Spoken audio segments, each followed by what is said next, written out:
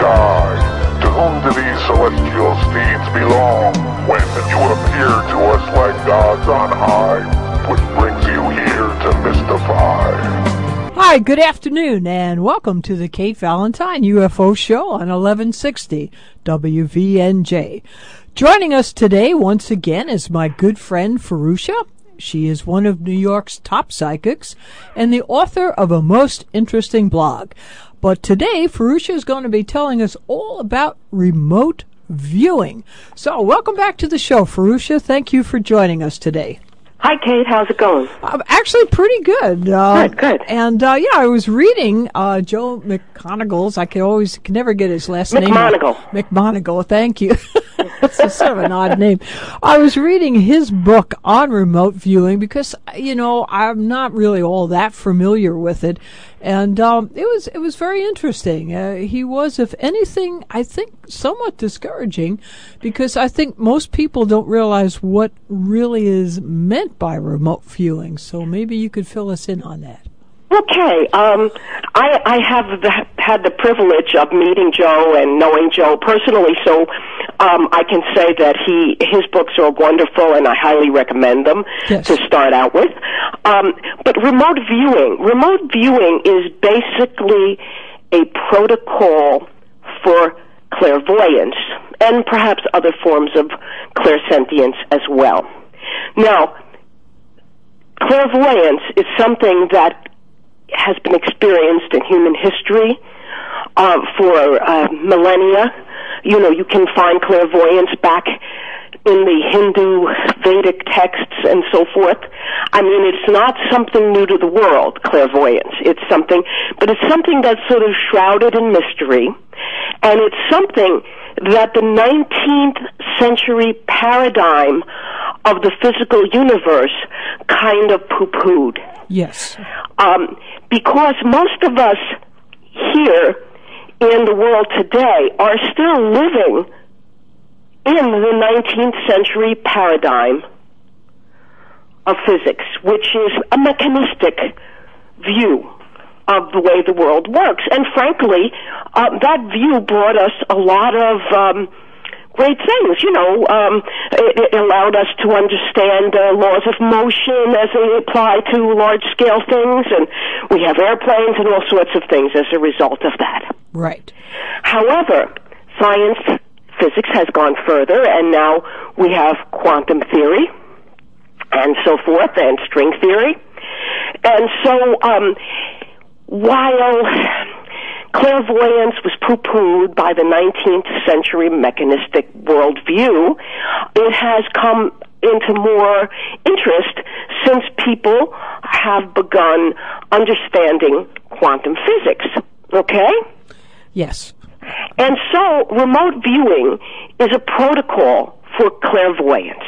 Now, what do I mean by that? Well, specifically, back in the 70s, Russell Targ and Harold Putoff founded the Stanford Research Institute at Stanford University and did physics experiments, which can be read about, and I don't want to go into incredible detail about that, but they did experiments in which they put people into some amount of sensory deprivation, and they did experiments whereby people went out into the field while somebody else stayed in the sensory deprived room.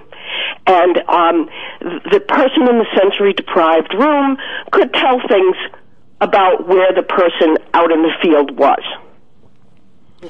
Does that make sense? Or yes, it does. A little oblique? No, not at all. And actually, I think the audience, not as you said, not to get into that right now, but the SRI, that institute, yes, if they're interested in this at all, they should look that up on the net and go into it, because I think that was almost the start, especially with people like Russell Targ and Hal Putoff. It was the start. Yeah.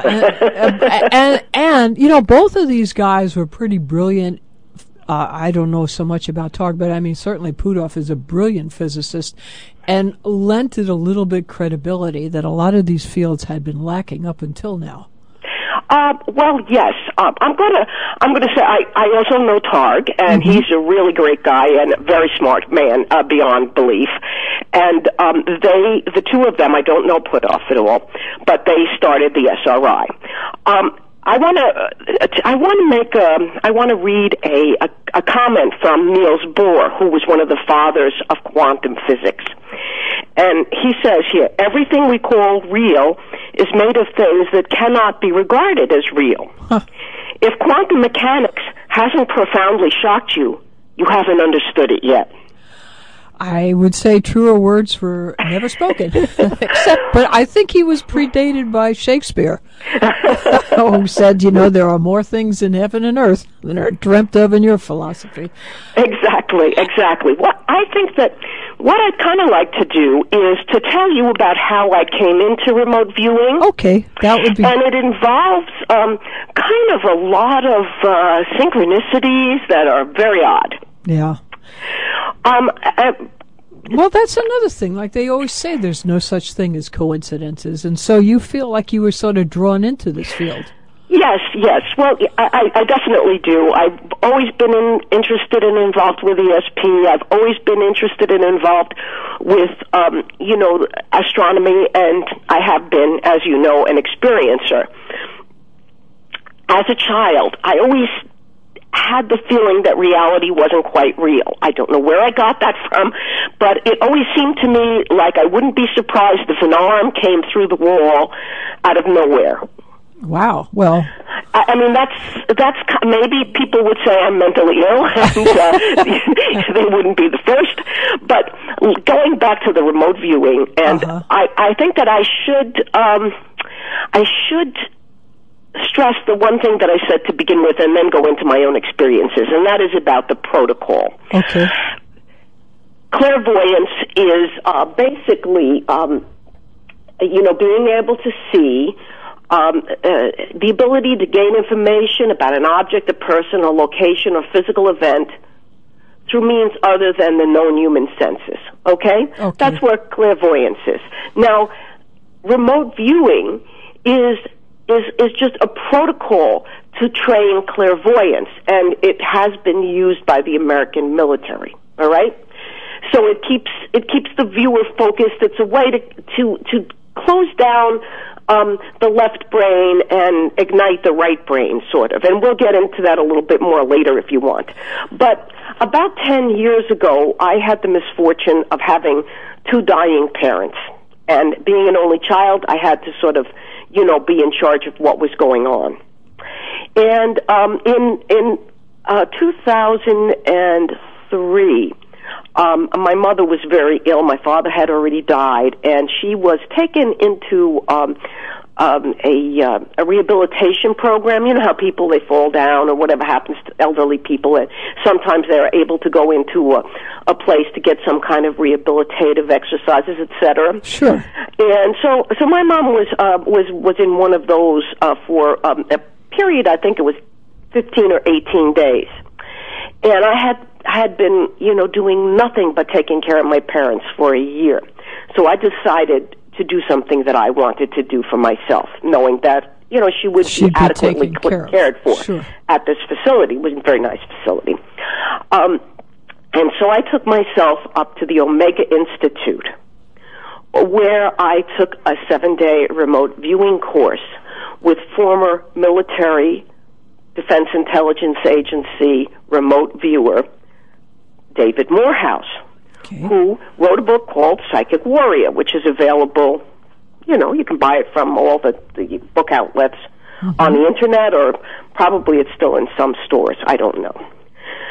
But that was a very, very interesting class, and it took there were about 23 people in the class, and we proceeded to learn the type of protocol that he was taught by the Army, the Defense Intelligence Agency, basically. And we practiced every day. And I heard little rumors around there about the Monroe Institute. And on one of the last nights, we did a remote viewing. We didn't know what it was, but it was a very, very bizarre situation. Now, what happens when you do a remote viewing is that you're given a target. you're just giving a series of numbers that represents a target. In the case of David Morehouse, the targets were photographs inside of 2 envelopes that had numbers attached to them. He did not know, since the numbers were like 5 or 6 digit numbers, he didn't know himself which target he picked for the group. Okay?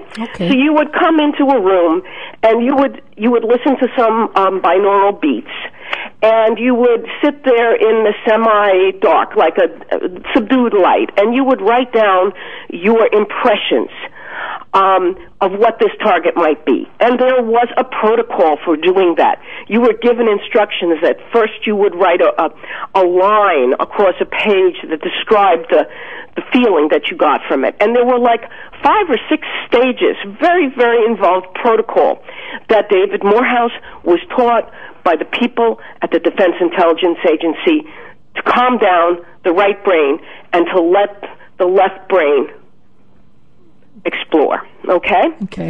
So this particular night, we didn't know what it was, but the room had a very strange air about it. It was just like it was different from the other nights. And we went away having written our reports and handed them in to Morehouse. And I went out into the open air up at the Omega Institute. It was a beautiful night, full moon shining, really bright, full moon. And I went into the bookstore there, and I grabbed a bunch of books. I didn't even know what they were. Now, I'm a fairly penurious person. I don't have a lot of money. And so for me to go into a bookstore and just grab 3 books off the shelf and buy them. Wow. Well, it's an odd thing. In this case, it was 2 books off the shelf there. And the books that I grabbed was one of Robert Monroe's books and one of Joe's books, Joe McMonagle's books. And I bought something else as a gift for my daughter. And went back to the room, glanced at the books, and saw that they were both about remote viewing, and that Joe McMonagle was Robert Monroe's son-in-law. Oh. So the next morning, we went into the class, and we found out that our remote viewing was the full moon. Was the moon landing. Oh. The original moon landing. Oh.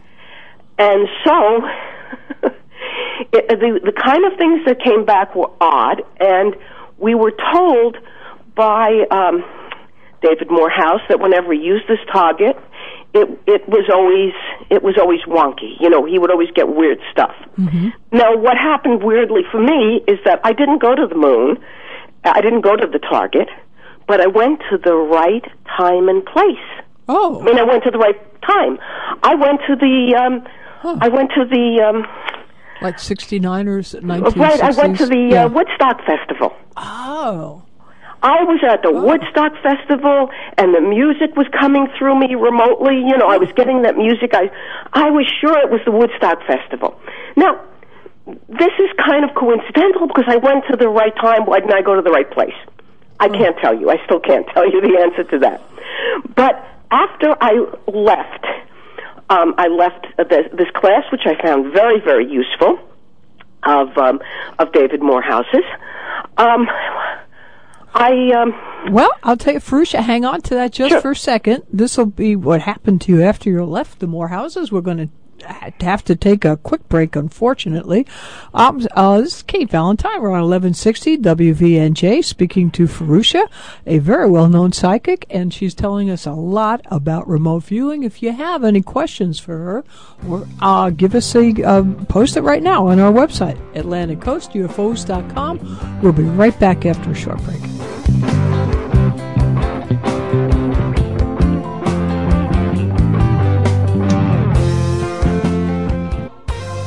Hi, welcome back to the Kate Valentine UFO Show on 1160 WVNJ. Our guest today is Fahrusha, a well-known New York psychic, and she's discussing everything we're going to need to know about remote viewing.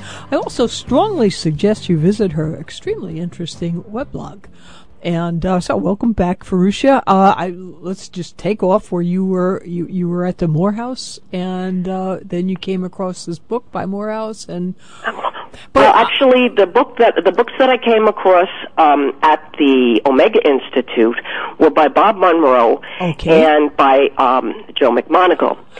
So I didn't really have a chance to read them much because I was wrapping up my time at Omega and coming back to the New York area here and finishing up taking care of my mother, who unfortunately passed away fairly shortly thereafter. A friend of mine who is listening to the show right now took me out to eat lunch after my mother's demise.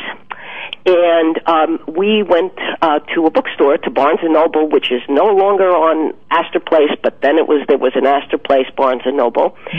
And she left me there. She went to work after we'd eaten lunch. She had to go back to work, naturally. So I was looking at a cup, which is used for tea leaf reading. And it was a special cup that was made for that, and I was looking at it and thinking, it's on sale, it's half price. Maybe I should buy that cup, that tea leaf reading cup. It's a cute thing. It's a nice tchotchke to have around. Well, I hear a voice in my ear. And the voice in my ear says, put the cup down. You don't need that now. Go right over to your friend Donald's store, and there is something there that you really need. Wow. And I was like, it was a man's voice. I didn't recognize his voice. It was not particularly accented one way or the other. It wasn't like it was a German accent or something like that. It was just kind of straightforward male voice. And needless to say, I was a little freaked out. But I thought about it, and I said to myself, what have I got to lose? The worst thing that happened to me is in the 3-block walk to my friend's used bookstore. I'll get run over by a car. It hasn't happened yet, so it's not likely to happen, and so I might as well just follow the voice. Got nothing to lose here. Weird, but nothing to lose. So I went to my friend's store, and I went to the paranormal section, and I was looking at stuff, and I saw the regular stuff that he normally had there, Seth Speaks and all stuff that I knew about it. Not that I'm not putting that down, but it was the same stuff. Right. And so I thought, well, that was weird. There's nothing there. That's new and to I'm you, about to anyway. leave the store, and I'm walking towards the front, and I hear the voice chastising me, actually saying, you didn't look good enough. You better go back there and look again. And I thought, oh, this is so weird. And so I went back, and I looked up, and there I saw boxes of tapes, boxes of cassette tape sets. So I called the gentleman who works in the front of the store, Jordan, and I said, hey, Jordan, can you get me down these boxes of tapes?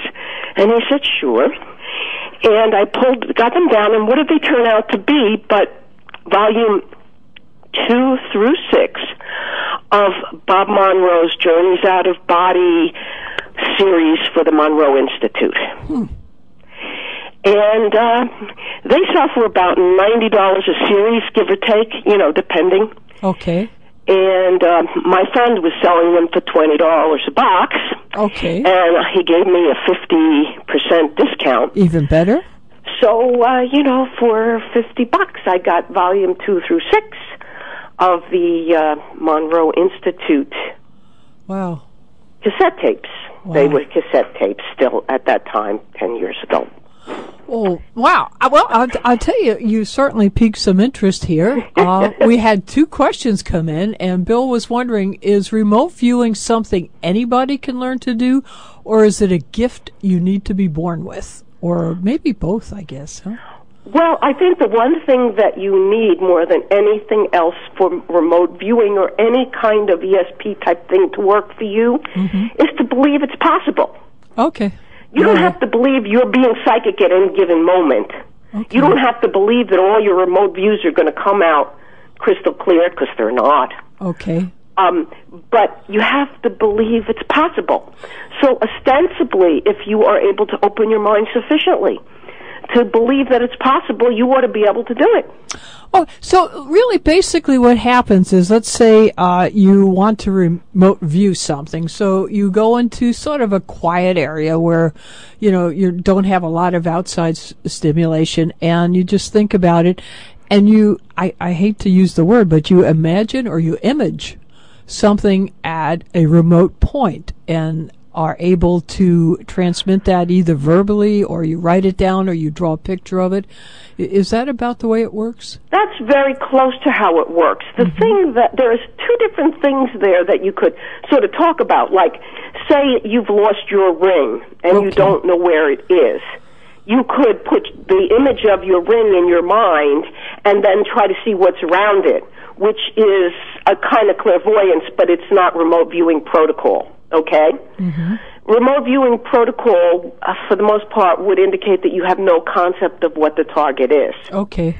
And but there are three ways that I can say that you can become a better remote viewer. You can, learn to meditate. That would help.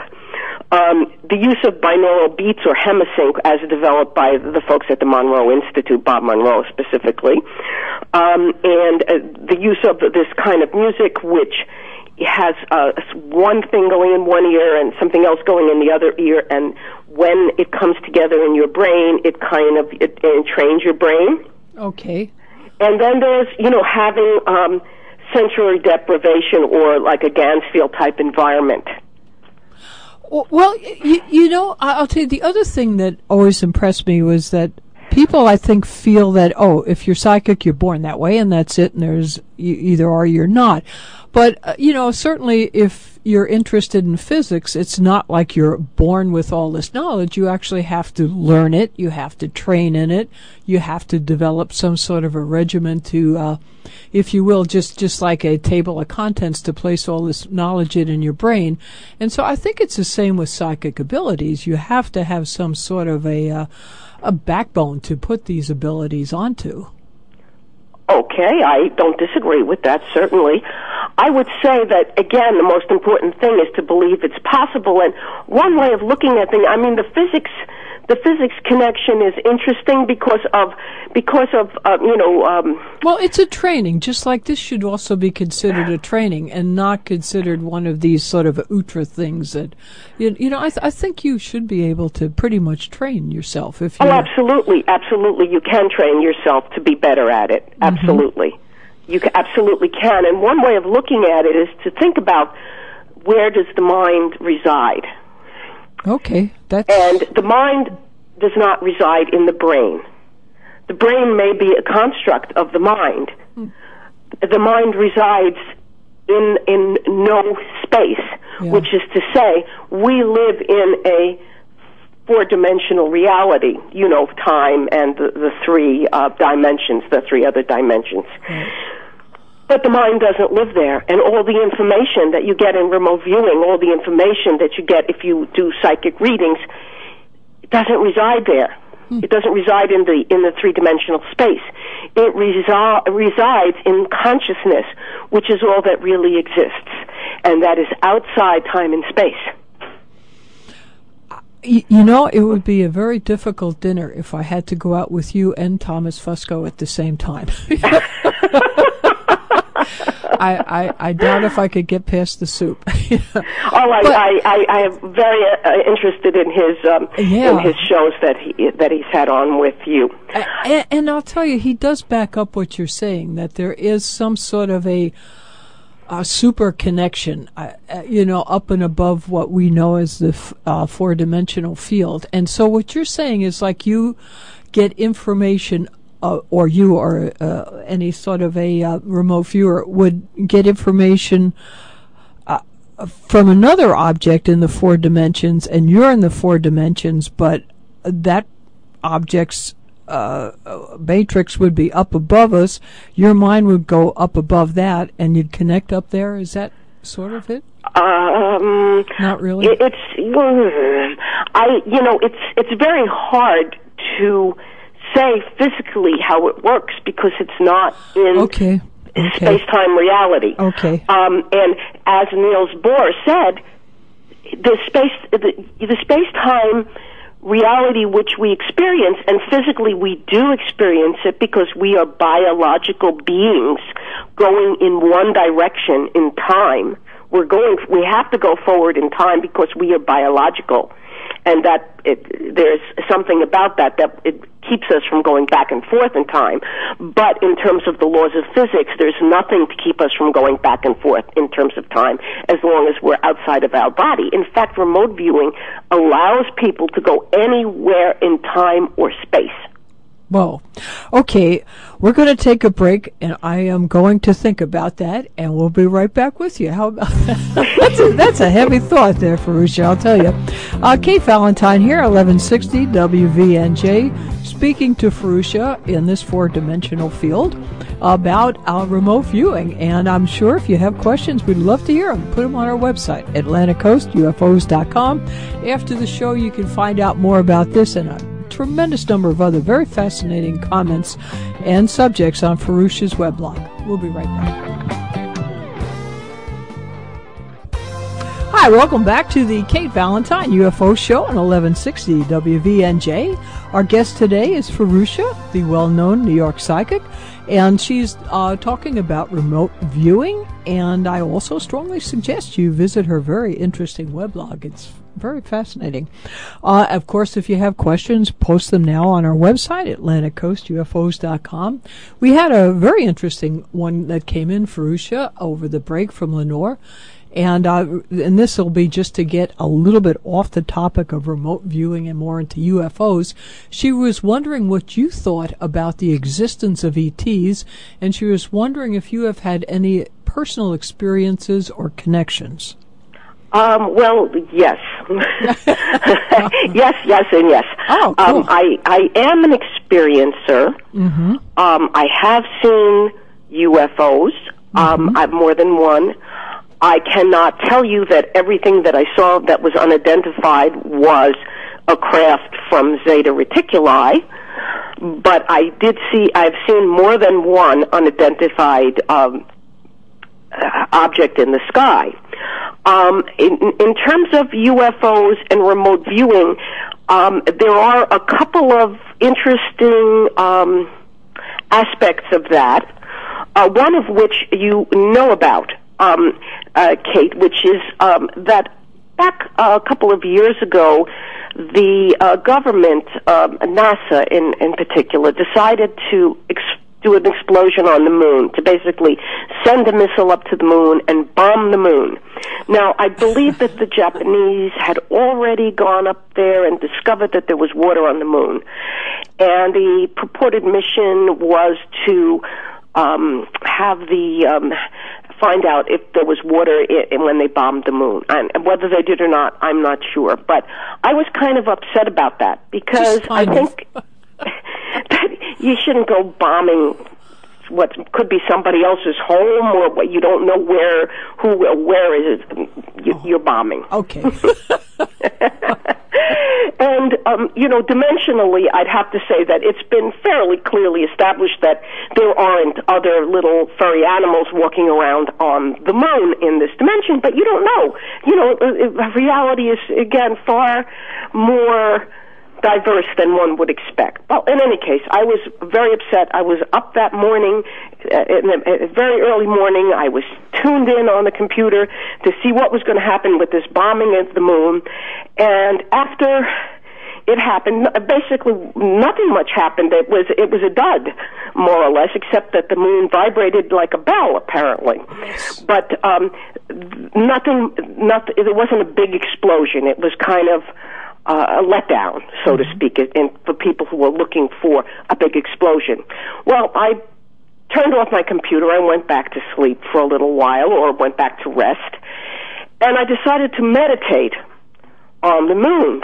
And when I meditated on the moon, I found that I sort of astrally traveled there. It was more than remote view, which is something else we could get into, different degrees between remote viewing, astral traveling, and out-of-body experience, which are three different things, and there's kind of a gradation. So I feel like I kind of astrally traveled to the moon, and it was like very chiaroscuro, black and white and shades of gray.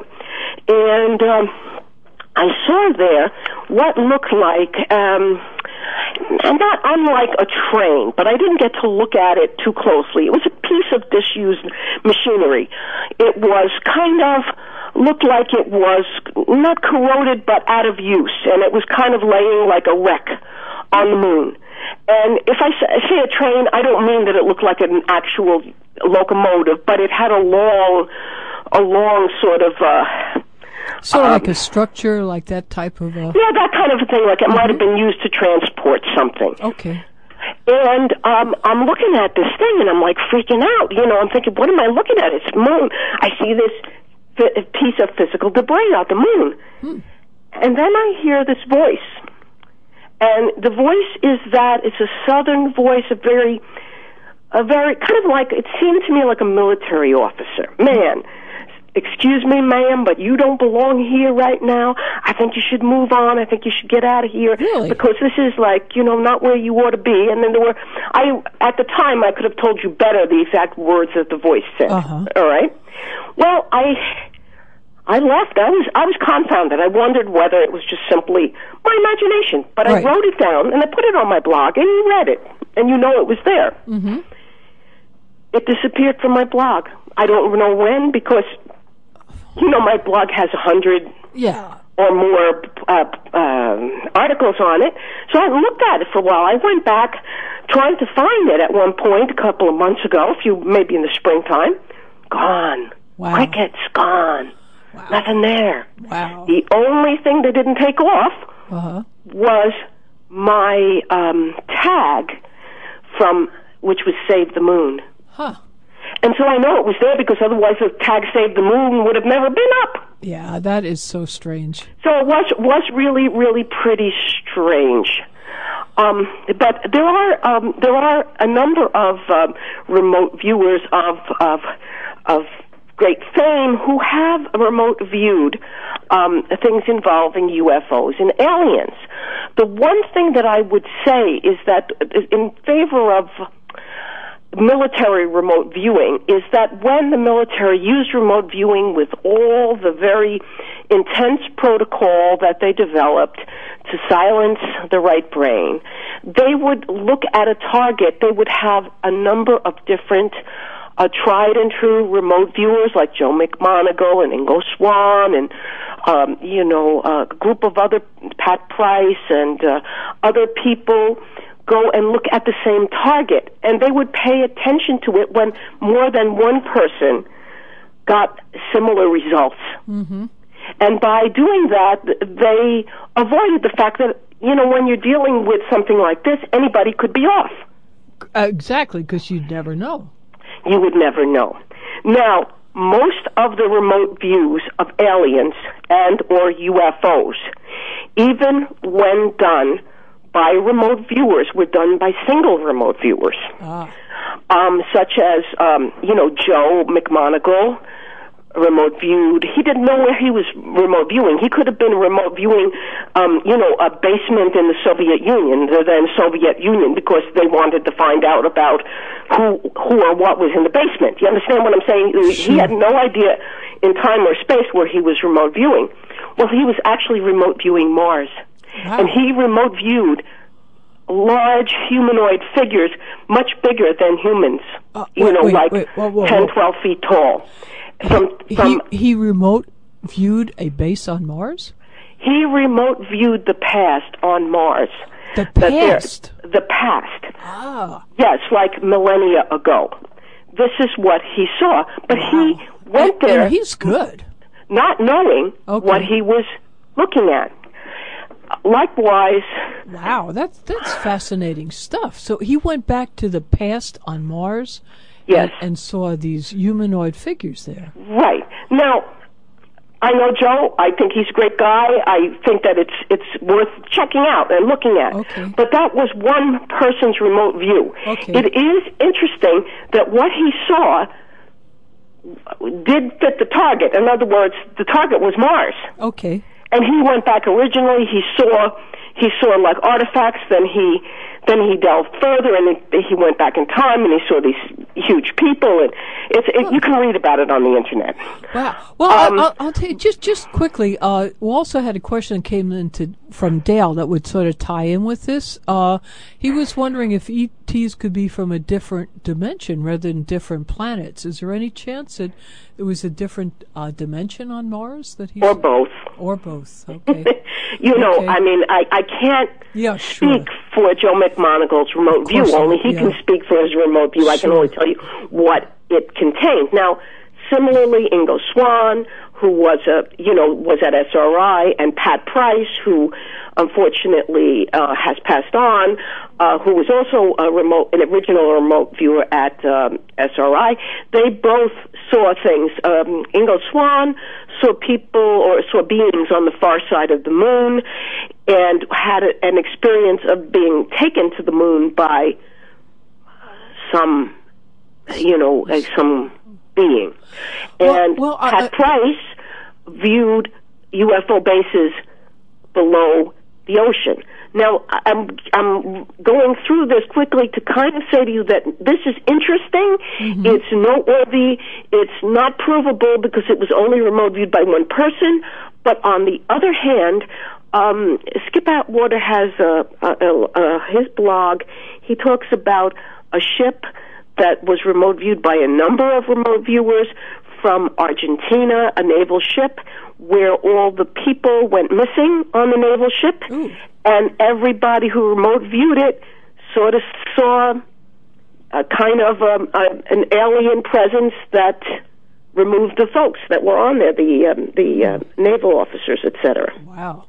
Well, Earl had written in too, and he was wondering if you had comments about Ingo Swann or Major Ed Dames. So, but these people that you're mentioning are in that field. They're well respected, and they're trained. I mean, these aren't people that just write a book like, last night I had a dream about the moon.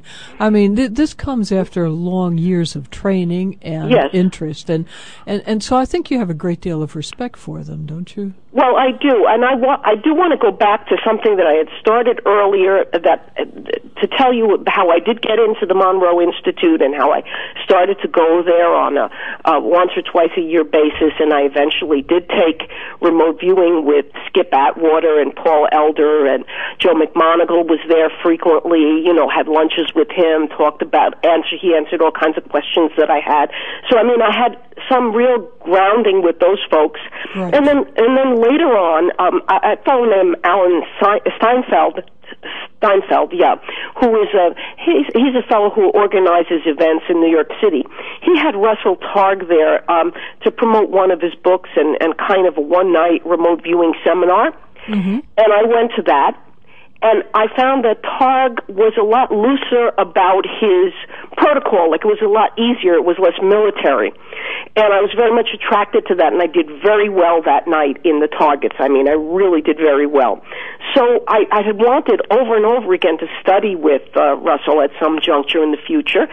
And this past summer, I got the feeling if you don't go now, you might as well forget it. Oh. So I dropped everything, and I went up to the Omega Institute, cut all kinds of corners and did all kinds of things to get up to the Omega Institute this summer to study with Russell Targ and Stefan Schwartz remote viewing again. And when I got there, I found out a couple of days into the course, we were at dinner one night, the whole group of remote viewers, and a big cake comes over to the table for Russell Targ.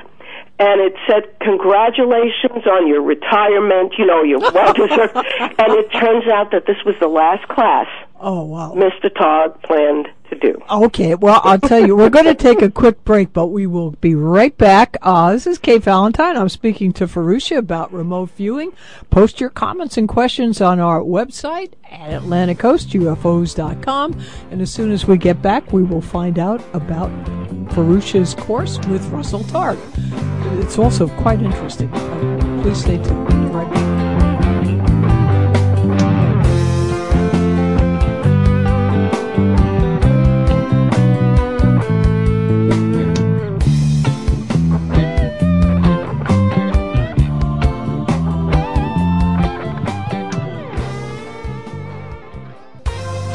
Hi, welcome back to the Kate Valentine UFO Show on 1160 WVNJ. Our guest today is Fahrusha, a well-known New York psychic and the author of an extremely interesting weblog. You should really check it out. Right today, she is telling us all about remote viewing. And Fahrusha, just before the break, we were starting to tell your experience with Russell Targ, and that you just happened to catch him on his last class. Yes, and I felt enormously gratified to have gone to that class. It was he and Stephen Schwartz, and if anybody, I want to make a comment on Mr. Schwartz, has a wonderful newsletter called The Schwartz Report, and he is also responsible for having done a lot of archaeological remote viewing, which was very successful. Wow. And there are books on it. I don't want to go into the details, but he feels that he did give the U.S. government the information about where Saddam Hussein was hiding. Really? And you can read all about that through him. I don't need to go through details on that because it's not about UFOs particularly. But he's excellent as well. But the thing about doing the class with Russell Targ is that I felt that he was an extremely good instructor. I very much resonated with his methods because I don't really resonate with an extreme protocol which goes into a ritual, which is what the Navy remote viewing program was. And if people are interested in that, they can go to the Hawaii Remote Viewers Association if they want to do that kind of remote viewing. It's out there and it's helpful for some people. But I liked Targ's version better. Rosanna, you used the word resonate. Do you think that since this is from the left brain and it is sort of I don't know, how would you put it, like a thought wave type thing, do you think that your thoughts were in resonance and they then became stronger than either one alone? Oh, I think that people, if people all remote view the same target and they get consistent reports about that target that mirror one another on some level, there certainly creates a kind of resonance around the target.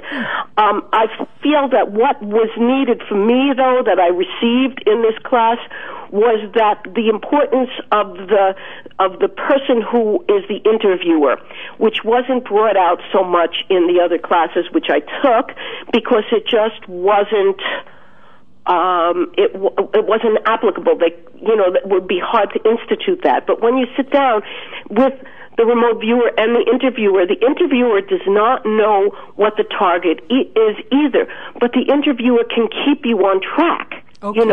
Can keep you from wandering off and say, well, what's around there? Have you wandered off? Or, can you give me, the texture of the place or whatever? And so the questioning that the interviewer does can bring you back on track, and this is what I needed. Okay, that makes sense. And did you see anything of real interest or any? Because I was always interested in that. The fact that some people had seen things on Mars and the moon and UFOs and so on, but what Joe McGonigal, I'm sorry about that. Yes. Isn't that terrible? I tell you, I have such a mental block with that. Mon-Eagle. Mon-Eagle, all right. Mon-Eagle. Yeah, I know. But what he said was very interesting, was that you can't just pick anything you'd like to see. It sort of has to come to you in a way. I guess you have to have some sense of what you're looking for. Like you can't just go into a crazy sort of a state and something comes to you. As you said, you need numbers. You need some sort of an indication of what to look for. Well, the remote viewing process, as opposed to general clairvoyance, is, as we spoke of, a protocol. Now, the protocol varies from group to group. Like the SRI protocol was the original protocol.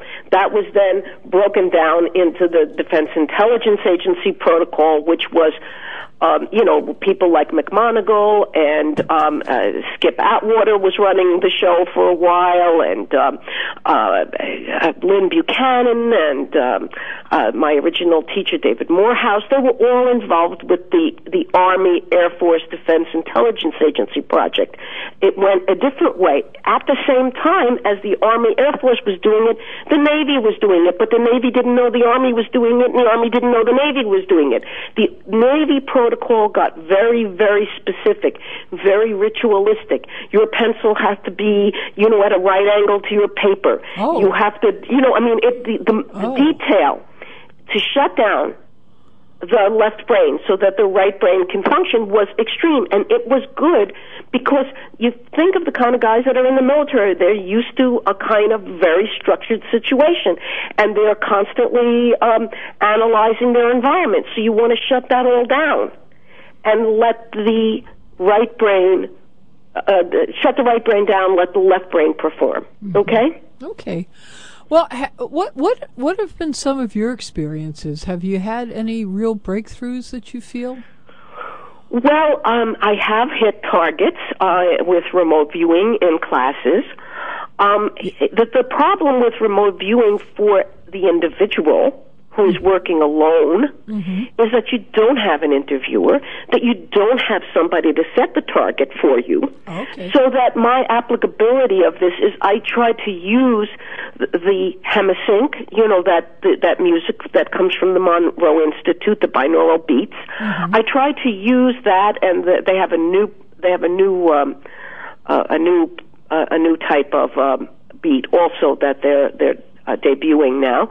But I try to use that. I try to use meditation, the Gansfield type sensory deprivation kind of situation in order to work on my own, psychic functioning. In terms of remote viewing, you kind of need a team. And I don't have a team. Isn't it? Because you certainly had that view of the moon and that warning to back off from it. Yes, I did. And that was very interesting. And it seems like almost, there's so many stories about like why we haven't gone back to the moon because we've been warned off the moon, and that, so-and-so saw UFOs on the moon, and then, no, someone didn't see it. And I think it's very interesting that you saw a craft on the moon, and that you were warned off. Some machinery that was in a kind of long line that looked disused. I don't know what I was seeing precisely. I was scared off very quickly. But in terms of people who are interested in the moon and remote viewing, I hope that they look at what Ingo Swann's experiences were, how he purports that he was actually taken to the moon. This goes back a little bit, though, to the difference between the protocol of remote viewing versus astral travel versus out-of-body experience. In out-of-body experience, you actually 100% believe that you're somewhere else. Your spirit is absolutely out of your body. Remote viewing, you're not supposed to interact with your environment that you go to. In other words, you're viewing it, but you're not supposed to be there, essentially. And then there's something sort of in between, which I call astral projection, which I think that many of the people at the Monroe Institute, due to the fact that you are in a sensory deprived situation, that you're really astrally projecting to the places and not remote viewing them. Wow. And so most of those people that are there believe in this, and that they then are with people who also believe, that just further strengthens their own belief. And they probably, you're probably right. You're getting, with a team, you get much better results than individually. Absolutely. Yeah.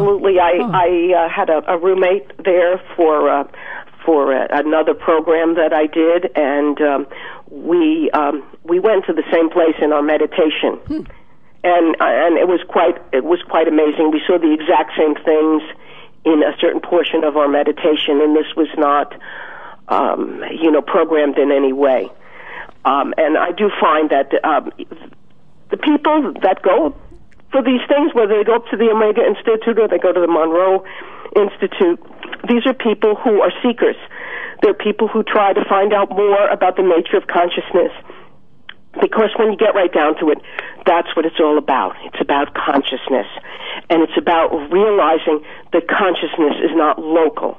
And if consciousness is not local, you can project your consciousness to other places through remote viewing protocol or something allied to that.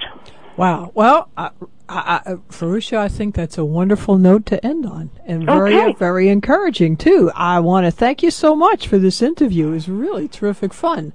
It gave me a lot to think about. I had a great time too. It's always great talking to you. Well, thanks. Now, how's the best way for our listeners to get onto your weblog other than psychic viewing? Fahrusha. Okay. .wordpress.com. Okay. And how we spell Fahrusha? Fahrusha. Terrific. Okay. Well, thank you again.